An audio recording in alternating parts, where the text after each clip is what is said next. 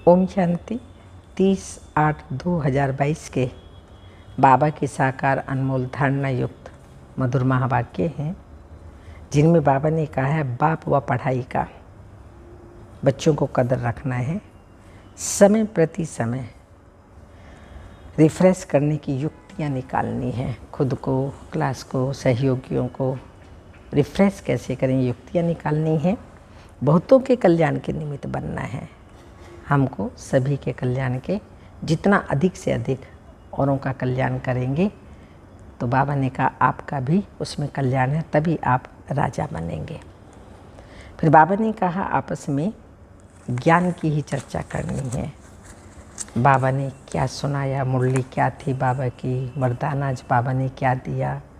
बहुत सारे ऐसे पॉइंट्स हैं जो हम आपस में ये ज्ञान चर्चा करें। कोई इधर उधर की बात नहीं करनी है। तो सुनते हैं मीठे बच्चे, तुम्हें अब लाइट हाउस बनना है। तुम्हारी एक आंख में है मुक्ति धाम, दूसरी आंख में है जीवन मुक्ति धाम। तुम सबको रास्ता बताते रहो। क्वेश्चन, अविनाशी पद का खाता जमा होता रहे, उसकी विधि क्या है? आंसर है सदा बुद्धि में स्वदर्शन चक्र फिरता रहे। सदा जरा भी बुद्धि खाली होगी तो पर दर्शन, पर चिंतन, ये पर आ जाएगा। चलते फिरते अपना शांति धाम और सुख धाम याद रहे। तो एक तरफ विकर्म विनाश होंगे, दूसरी तरफ अविनाशी पद का खाता भी जमा होता जाएगा। तो बाप कहते हैं तुमको लाइट हाउस बनना है। एक आंख में शांति धाम और दूसरी आंख में सुख धाम रहे। गीत जाग सजनिया जाग। ओम शांति। मीठे मीठे बच्चों ने मीठा मीठा गीत सुना है। अब जो गाने वाले हैं वह तो ज़रूर कोई फिल्म के ही होंगे। ज्ञान के बारे में, देवताओं के बारे में व परमात्मा के बारे में जो कुछ भी गाते हैं वो उल्टा ही गाते हैं। इसको कहा ही जाता है उल्टी दुनिया। अल्लाह बैठ समझाते हैं तुम तो माया की फांसी पर लटके हुए थे, माया ने सब बच्चों को उल्टा लटका दिया है, तो बाप आकर बच्चों को सुल्टा बनाते हैं। गीत कितना अच्छा है। ये कौन कहते हैं जाग सजनिया जाग? निराकार शिव बाबा आत्मा रूपी सजनी को कहते हैं जाग सजनिया जाग। और तो कोई कह न सके।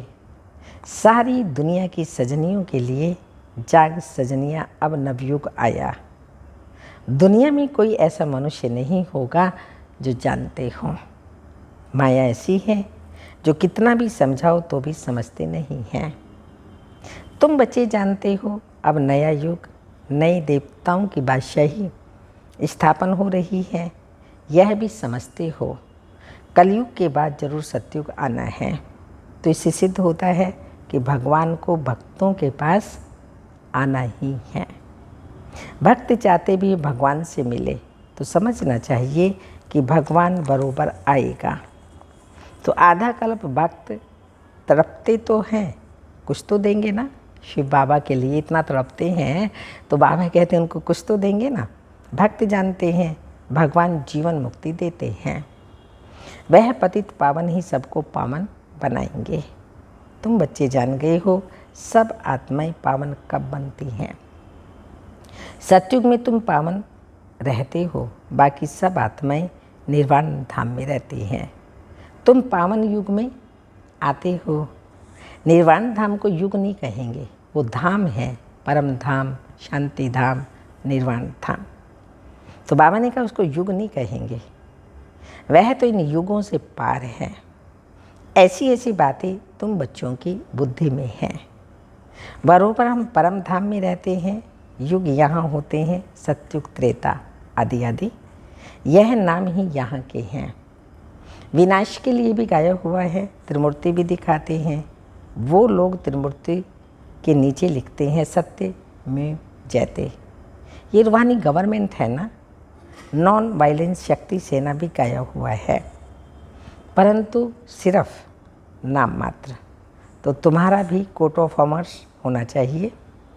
तुम ब्रह्मा विष्णु शंकर के नीचे लिख सकते हो सत्यमेव जयते।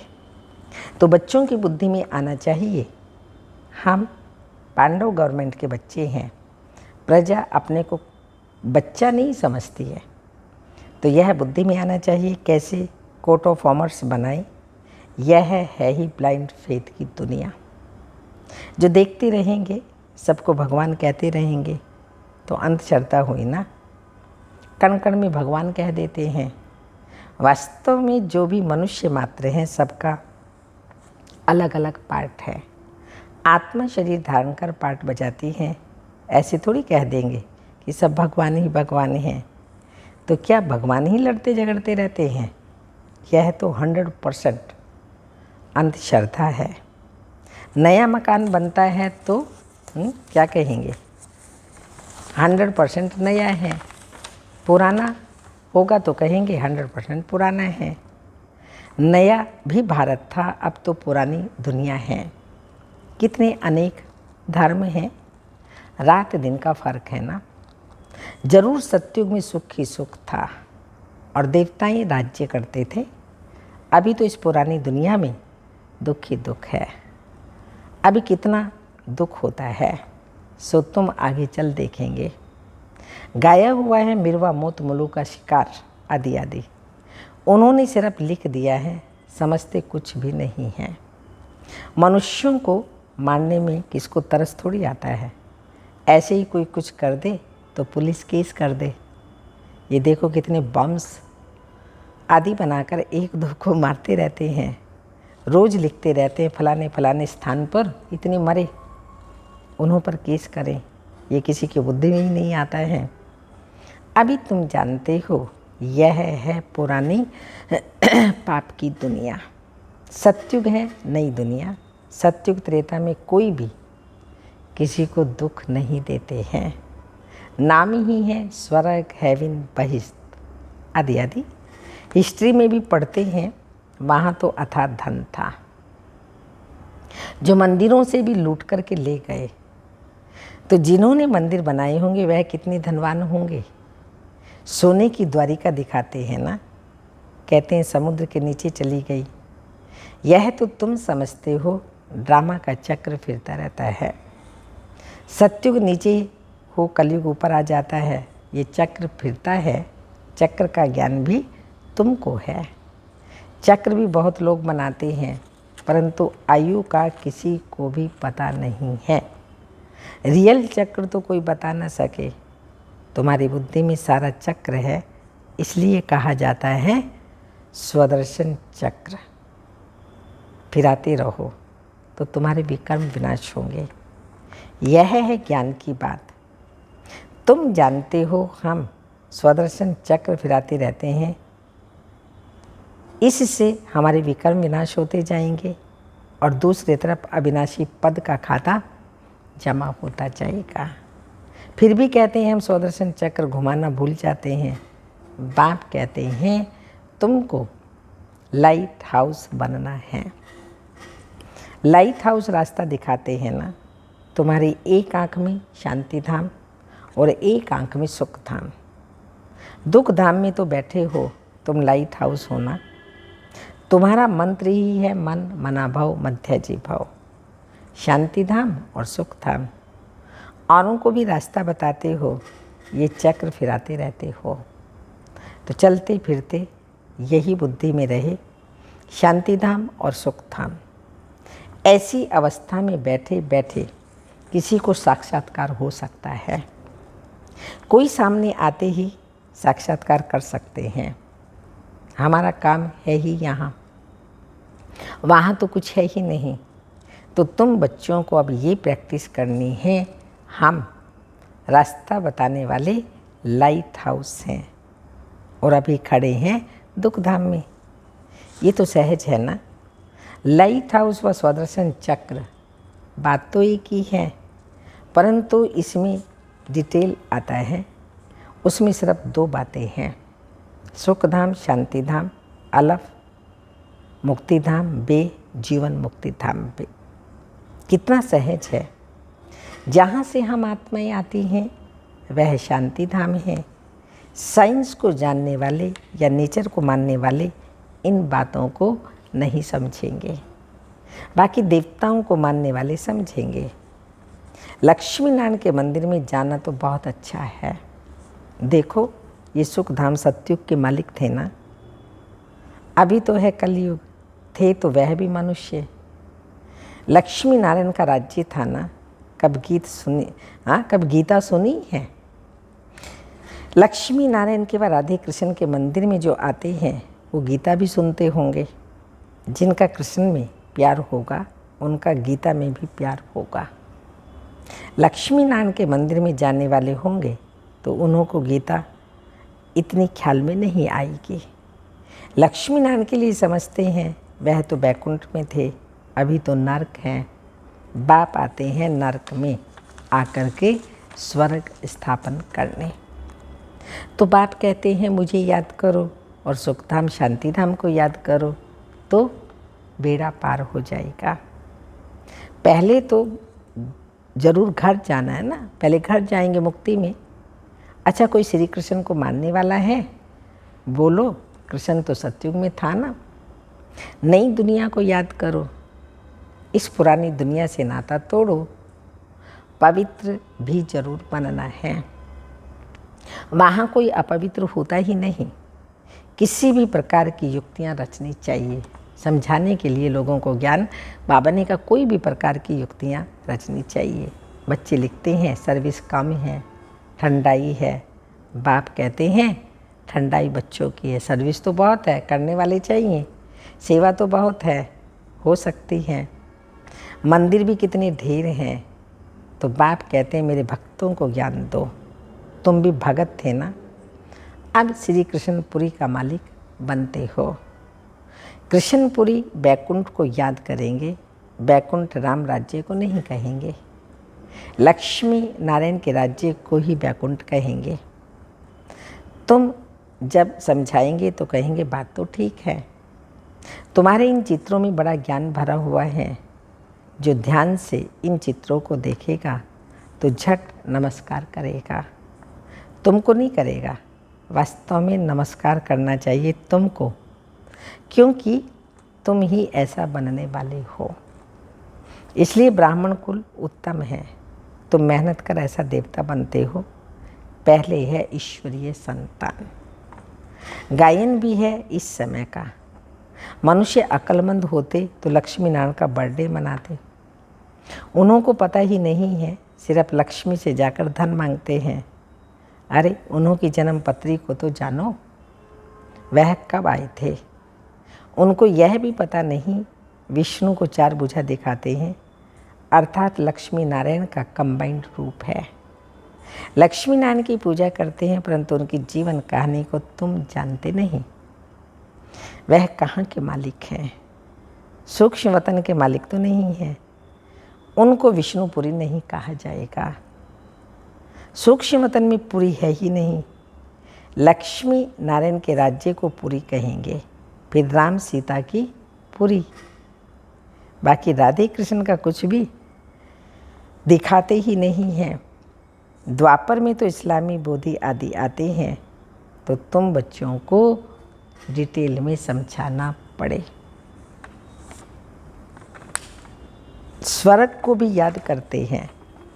कोई बड़ा आदमी मरता है तो कहेंगे बैकुंठ गया, तो जरूर नरक में था, तब तो स्वर्ग में गया। इस समय सब नरकवासी पतित हैं। नशा कितना रहता है नरकवासी पतित, लेकिन बाबा कहते नशा कितना रहता है। दिखाते हैं हम करोड़पति हैं, परंतु हैं तो नरकवासी। नरकवासी स्वर्गवासियों को माथा टेकते हैं। तुम बच्चे ही यथार्थ समझा सकते हो। तुम भी जानी जाननहार के बच्चे हो। तुम्हारी बुद्धि में सारा चक्र डिटेल में फिरता रहता है। घर में जाने से, संबंधियों का मुंह देखने से सब कुछ भूल जाता है। इसलिए कॉलेज के साथ साथ हॉस्टल रहती है। तो तुम्हारा यहाँ हॉस्टल भी है। हम बहनें हॉस्टल में रहती हैं ना। यहाँ तुम पढ़ाई में रहते हो, बुद्धि और गोरख धंधे में जाएगी नहीं। स्टूडेंट के साथ ज्ञान की बातें होती हैं। हॉस्टल में रहने से बहुत फ़र्क रहता है। बाप के पास तो जल्दी जल्दी रिफ्रेश होने के लिए आनी चाहिए। ऐसे मत समझो दक्षिणा देनी पड़ेगी। ऐसे को महा मूर्ख समझते हैं। बाबा कहते हैं जो ऐसा समझते हैं जाएंगे कुछ देना पड़ेगा, तो ऐसे को हम महामूर्ख समझते हैं। बाबा तो दाता है, उसको क्या देंगे, अपने ही लिए देते हैं ना। बाबा के घर में जाते हैं, खाते हैं, पीते हैं, रहते हैं, सब बिजली पानी खर्च होता है, तो बाबा कहाँ से लाएगा। हम ही करने वाले, हम ही खाने पीने वाले हैं। तो बाबा तो दाता है, देने का ख्याल कभी नहीं करना है। यहाँ सर्विसेबल बच्चों को ही रिफ्रेश होना है। तुम बच्चे आते हो बाबा के पास, ऐसे नहीं कोई साधु महात्मा के पास आते हो दक्षिणा देनी है, कभी ऐसे ख्याल नहीं करना। बच्चियाँ आती हैं, उनके पास पैसे हैं क्या, उनको सब कुछ सर्विस स्थान से ही मिलता है, हम कहाँ से लाएंगे, सब आने वाले ही करते हैं, यहीं से मिलता है। जिनको अपना भाग्य बनाना होता है वह अपना पुरुषार्थ करते हैं, बाकी तो सब हैं बहाने। नौकरी है, यह है, छुट्टी मिल सकती है, कोई भी कारण बताए छुट्टी ले सकते हैं। यह कोई झूठ थोड़ी है। कोई कहेगा ऐसे झूठ बोलते हैं, बाबा ने कही झूठ नहीं है। तो युक्ति युक्त, ज्ञान युक्त, योग युक्त, स्नेह युक्त हो करके हम कहेंगे तो बाबा ने कहा उनको तो पता ही नहीं है, तो कोई भी बात कह कर के हम छुट्टी ले सकते हैं, तो इसको झूठ थोड़ी कहेंगे। इन जैसा सच तो कोई है ही नहीं। भगवान से मिलने जा रहे हैं, भगवान के पास जा रहे हैं, तो इसमें झूठ की तो बात ही नहीं। परंतु बाबा का इतना कदर नहीं है, बच्चों को बाबा का इतना कदर नहीं है। भारी खजाना मिलता है, बाबा तो कोई दूर नहीं है। कहाँ भी रहते हो, अपनी उन्नति के लिए रिफ्रेश होने आ जाना है बाबा के पास। उन्नति अगर करनी है तो रिफ्रेश होने के लिए जाना चाहिए। रिफ्रेश होने से बहुतों का कल्याण भी कर सकते हो। खुद रिफ्रेश हुए तो औरों को भी करेंगे ना। तुमको तो सर्विस करनी है। यह है बुद्धि योग बल, वह है बाहुबल। यहाँ हथियार आदि कुछ नहीं है, किसी को दुख नहीं देना है, सबको सुख का रास्ता बताना है, सभी को सुख का रास्ता दिखाना है। सतयुग और कलयुग में रात दिन का फर्क है। तो बाबा कहते हैं आधा कल्प लग जाता है रावण राज्य को। तुम बच्चे सुख धाम की स्थापना करने वाले हो, तो कभी कोई सुख का रास्ता बताने वाले, सुख धाम की स्थापना करने वाले, तो हमको कभी कोई भी कड़वा शब्द नहीं बोलना चाहिए। जो किसी को दुख पहुँचे, फील हो, गलत लगे, ऐसा नहीं बोलना चाहिए। सुना ना सुना कर देना चाहिए। फिर अगर कोई बोलता भी है तो बाबा कहते हैं उसको भी सुना अनसुना कर देना चाहिए। सुनते हैं तो फिर बोलने भी लग पड़ते हैं। क्रोध का अंश भी बहुत नुकसान कर देता है। सुना जवाब दे दिया तो बाबा ने कहा ये भी गलत है। क्रोध का अंश बहुत नुकसान कर देता है। किसको क्रोध करना, यह भी दुख देना है। बाप कहते हैं दुख देंगे तो, बहुत बड़ी बात कह दी बाबा ने, अगर किसी को दुख देंगे तो दुखी होकर मरेंगे और बहुत सजाएं खानी पड़ेगी। अच्छा, मीठे मीठे सिक्की लदे बच्चों प्रति माता पिता बाप दादा का याद प्यार। Good morning, diamond morning. रूहानी बाप की रूहानी बच्चों को नमस्ते। धारणा के लिए मुख्य सार है बाप का व पढ़ाई का कदर रखना है। समय प्रति समय स्वयं को रिफ्रेश करने की युक्तियाँ निकालनी हैं। बहुतों के कल्याण के निमित्त बनना है। सेकंड पॉइंट, आपस में ज्ञान की ही बातें करनी है। क्रोध का अंश भी निकाल देना है।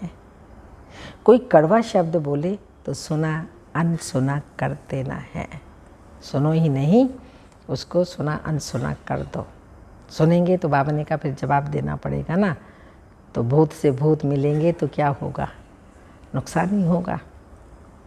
वरदान, परवश आत्माओं को रहम के शीतल जल द्वारा, परवश आत्माओं को रहम के शीतल जल द्वारा वरदान देने वाले वरदानी मूर्त भव। यदि कोई क्रोध अग्नि में जलता हुआ आपके सामने आए तो उसे परवश समझ अपने रहम के शीतल जल द्वारा वरदान दो। तेल के छींटे नहीं डालो। अगर किसी के प्रति क्रोध की भावना भी रखी तो तेल के छींटे डाले। इसलिए वरदानी मूर्त बन सहनशीलता की शक्ति का वरदान दो। आपने सहन कर लिया तो माना उसको सहनशीलता की शक्ति का वरदान दे दिया। जब अभी चैतन्य में ये संस्कार भरेंगे तब जड़ चित्रों द्वारा भी वरदानी मूर्त बनेंगे। यहाँ पर संगम युग पर ही नए संसार के लिए वरदानी मूर्त बनते हैं, प्लस भविष्य में भी जड़ चित्रों के द्वारा लोग उन चित्रों से वरदान मांगते हैं। स्लोगन, परमात्म मिलन मेले की मौज में रहो। परमात्म मिलन मेले की मौज में रहो तो माया के झमेले समाप्त तो हो जाएंगे। अमृत बेले की पॉइंट है, विशेष सेवाधारी बनने के लिए अमृत बेले के महत्व को समझो। सेवाधारियों की विशेषता क्या है? सेवाधारी अर्थात आँख खुले और सदा बाप के साथ बाप के समान स्थिति का अनुभव करें। अमृत बेले के महत्व को जानने वाले विशेष सेवाधारी की महिमा है, जो विशेष वरदान के समय को जाने और विशेष वरदानों का अनुभव करे। अगर अनुभव नहीं तो साधारण सेवाधारी हुए। विशेष सेवा नहीं, विशेष सेवाधारी बनना है तो यह विशेष अधिकार लेकर विशेष बन सकते हो। जिसको अमृत बेले का, संकल्प का, समय का, सेवा का महत्व है, ऐसे सर्व महत्व को जानने वाले विशेष सेवाधारी होते हैं। तो इस महत्व को जान महान बनना है। इसी महत्व को जान स्वयं भी महान बनो, औरों को भी महान महत्व बतलाकर, अनुभव कराकर महान बनाओ। अच्छा, ओम शांति।